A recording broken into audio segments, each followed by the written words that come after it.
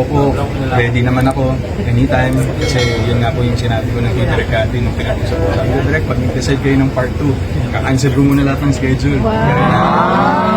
Welcome back sa aming channel. Finally, Alden Richards pumayag na magkaroon muli ng part 2 ang Hello Love Goodbye na movie nila ni Catherine Bernardo. Alamin at panoorin ang buong detalye.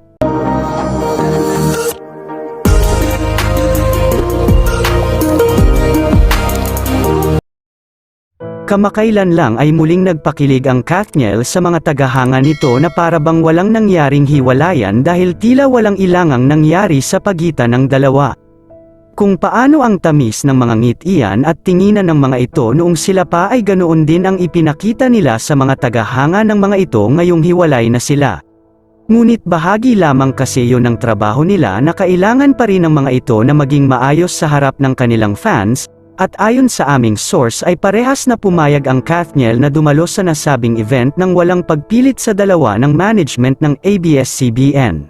Tila sunod-sunod nga ngayon ang mga blessings na dumarating sa aktres dahil natapos na ang dream house na ipinagawa nito para sa kanyang pamilya at kamakailan lang ay naglipat na ito ng mga gamit.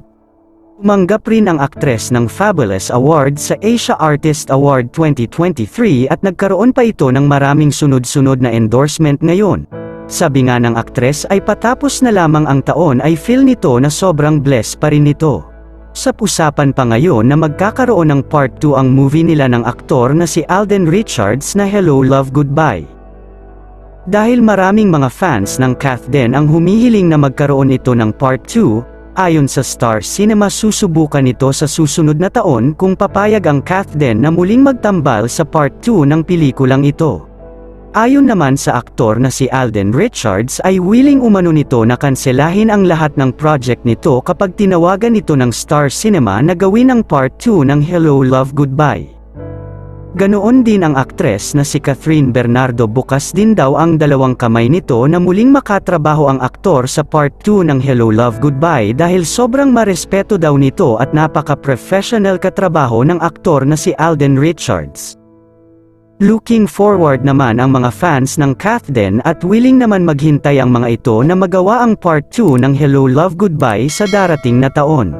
Yun lamang po, anong masasabi mo sa videong ito? Mag-iwan ang komento sa ibaba. Maraming salamat po sa panunood.